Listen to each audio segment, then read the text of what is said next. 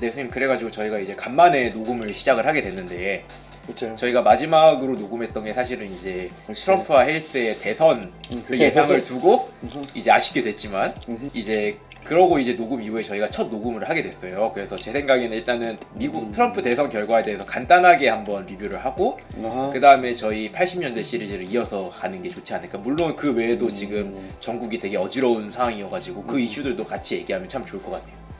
이렇게 참 둘 다 먹고 살기 바쁘고 연말에 너무 바빠가지고 녹음할 시간조차도 없었는데 이러다가는 올해가 넘어가겠다 싶기도 하고, 그 다음에는 요새 흘러가는 이제 나한테 오늘 이거를 억지로라도 이렇게 녹음을 하려고 시간 만든 게 이번에 이제 계엄을 빙자한 내가 보기에는 내란 사태지.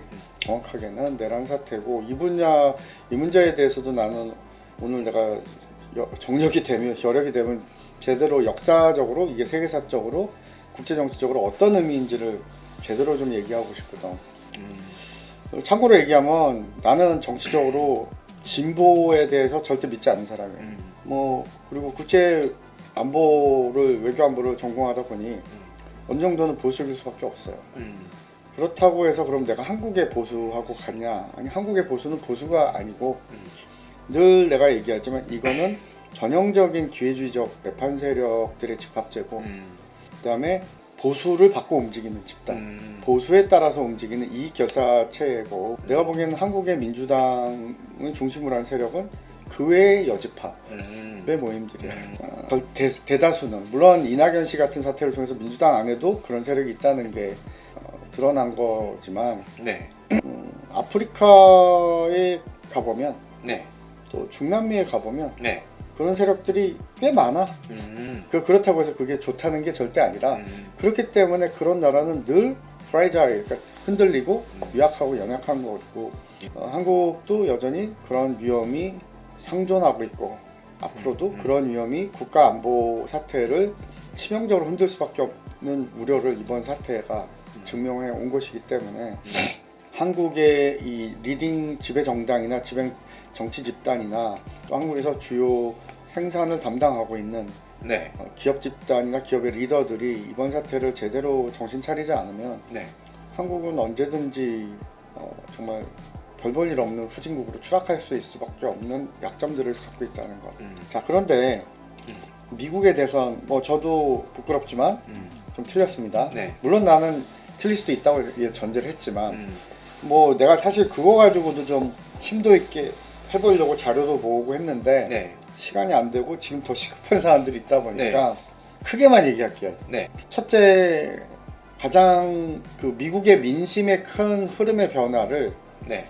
미국의 주류 언론과 미국의 민주당이 캐치하지 못한 점. 큰 민심의 흐름의 변화가 뭐냐면, 이번에 내 예측이, 내가 분석한 자료가 틀렸던 것이, 일단 민주당과 미국의 레이버 유니언, 전통적인 노동조합은 이제 관계가 끊어졌어. 그러니까 레이버 유니언이 많은 도시들이 민주당이 그래도 승기를 잡을 줄 알았는데, 예. 거기서 공화당이 승리한 거야. 근데 그럼 왜 공화당이 승리한가를 자세히 봤더니, 예. 또 내가 틀린 게 에시안과 히스패닉의 표에서 네. 여성표가 많이 나왔음에도 불구하고 네. 남성표가 더 많이 나온 거야.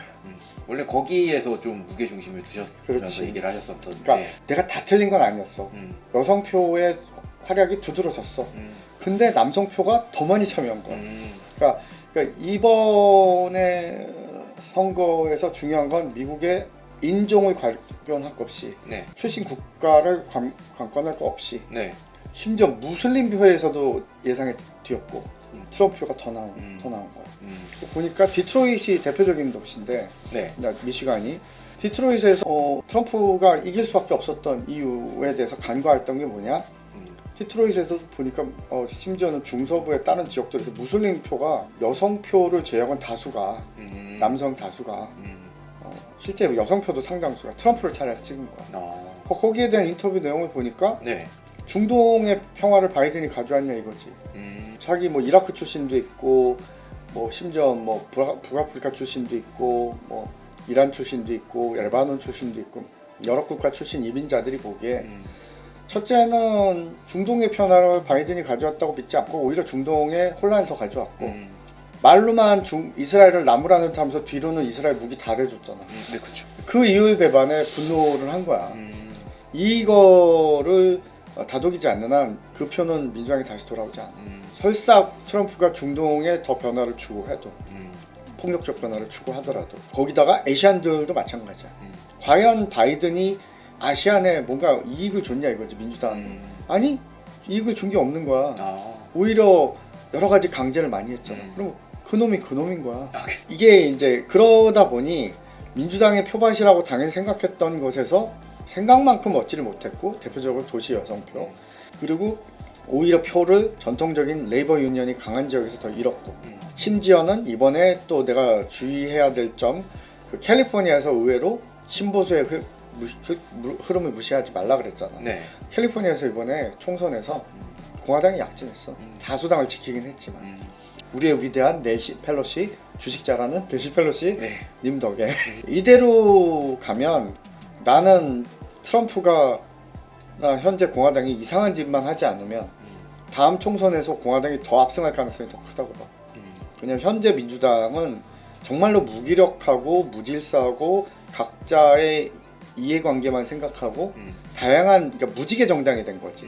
그러나 그리고 민주당의 노장들은 은퇴할 생각이 아직 없고 척 슈머나 낸시 펠로시 같은 사람 계속 울고먹고 있고 그리고 뭐 여러 가지 신선한 이슈를 내세우는 사람도 있죠. 그 사람들은 힘이 없고 물론 뭐 한 가지 뭐 그나마 좀 미국의 아메리칸 대중들한테 좀 나은 대안을 제시하는 젊은 사람들은 상당수가 또 재선이 됐어. 근데 이 사람들도 여전히 힘이 없어. 그러니까 뭐 오카시오 콜테스도 그렇고 무슬림계의 여성 국회의원들도 그렇고 아니면 다른 백인 좀 괜찮은 사람들도 그렇게 좋은 이슈를 내지만 뭐 앤디 김 같은 사람은 이번에 한국계 앤디 김이 상원의원에 당선됐지. 뉴저지에 압도적으로 당선됐더라고. 근데 이 사람은 오바마 키즈인데 이 사람은 미국의 대통령이 될 수 없어. 미국에서 태어나지 않았기 때문에 한 살인가 두 살 때 왔거든. 그러니까 과연 미국의 어떻게 보면 좀 더 미국을 장기 지속 가능한 제국으로 건전하게 건강하게 성장시킬 수 있는 리더가 나타날 수 있느냐? 현재로선 미지수야. 그런 상태에서 트럼프는 이제 백악관에 컴백을 하고 그 전조현상이 벌써부터 국제 정치 경제 시장에 드러나고 있는 것이고.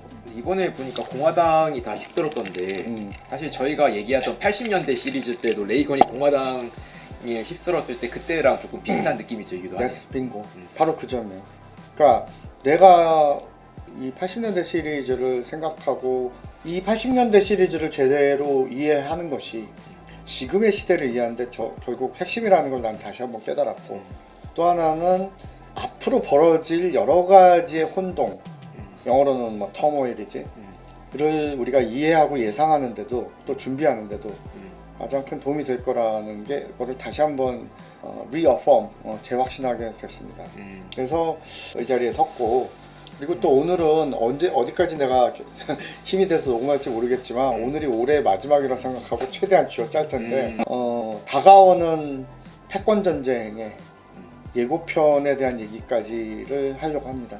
자 그리고 앞서가기에 앞서 80년대를 상징하는 말을 다시 하면서 이제 경제 이슈로 갈 텐데 결국 80년대는 70년대 미국은 비틀비틀했다고. 미국은 우리가 제국이냐? 아니야, 우리는 그냥 민주국가야. 힘 있는 민주국가야. 그리고 힘 있는 민주국가로서 자유시장, 자유진영, 자유민주주의 진영의 어떤 선두주자로서 뱅가드 역할을 하면 돼. 선도 역할을 하고 공산진영과는 거리를 두고 그렇기만 하면 우리는 이 평화와 번영을 잘 지킬 수 있다는 믿음이 있지 않았나 싶어요. 그런데 70년대 일어난 오일 크라이시스 그 다음에 이러한 혁명은 미국한테 우리가 이러다가는 이놈 저놈한테 다 뜯기고 찌들리고 하면서 무너지겠구나. 물론 베트남 전쟁도 큰 역할을 하는 거지. 계속 두들겨 맞다가 우리가 힘도 제일 센데 뭐 계속 맞기만 하는 거야. 그리고 이란은 뭐 지금은 중동에서 이 중동과 서남아시아 뭐 이쪽 전체 지역에서 이스라엘이 마치 미국의 절대 그 맹방인 것처럼들 여겼지만 사실은 70년대까지는 이란이 절대 맹방이었거든. 음. 심지어 미국이 이란에 뉴클리어, 그러니까 핵 실험을 설치를 하고 망설였어. 그 정도로의 맹방이야. 그러니까 그리고 F-14 톰캣 그 저기 탑건에 나오는 예. 당시로서 최첨단 가변입 네. 마 2.0 이상으로 2.5인가 뭐 나르는 정말 모든 적대국들이 다 두려워했고 네. 모든 미국의 동맹국들이 우리도 좋아했던 지금의 F-22 같은 거를 다른 나라는 안 줬는데 이란은 줬대니까 당시 F-14 그러니까 F-14 톰캣은 무적이었어. 가장 탐지거리가 넓어서 길어서 적 비행기가 나를 발견하기 전에 먼저 저쪽에 쏠 수 있었거든. 네. 지금의 F-22 같은 역할을 했다고. 그래서 지금도 이란은 공중 정찰할 때 탐캣을 가지고 아직도 갈고 닦아서. 근데 그 나라한테 배신당한 거야. 물론 그 배신을 하게 만든 근본적인 원인은 대영 제국에 있었지. 네. 전에 얘기했잖아. 석유 이익의 거의 90% 이상을 다 네. 가져갔으니. 열 안 받을 수가 없죠. 그리고 미국이 바뀌면서 내가 알기로 그보다 조금 더 줬어. 근데 이란이 좀만 더 달라고 하니까 웃기지 마 그런 거 아니야. 그러니까 그렇게 웃기지 마 한 나라의 배후에는 대영 제국이 있다. 그래서 내가 늘 얘기했잖아. 현대 21세기까지 지금 일어난 모든 이 블러디 워페어, 휴먼 트라제디, 인터내셔널 폴리틱, 국제 정치의 비비극에는 희극 빼고 비극에는 대영 제국이 배후에 있는 거야. 그 대영 제국은 자기의 이익을 보존하기 위해서 미국이라는 이 신흥 제국에 올라탄 거지. 그리고 미국은 자기들도 이익이 된다고 생각하니까 영국과 손을 기꺼이 잡은 거지. 그런데 이제 거기서 미국이 내 반성의 목소리가 없었던 건 아니지만 미국은 배신감이 더 컸지. 그러니까 그 후로부터 이스라엘 역할은 커지기 시작한 거야. 네.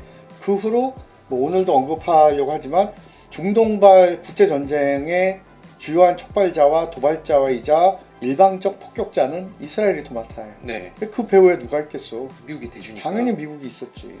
그리고 지금도 마찬가지고. 그래서 80년대에 시작된 이 모든 중동의 미국의 패권의 움직임이 나는 이제 21세기 첫 번째 폴스 쿼터 25년이 지나는 이 시점에 정리 단계로 들어가고 있다는 게 내 생각입니다.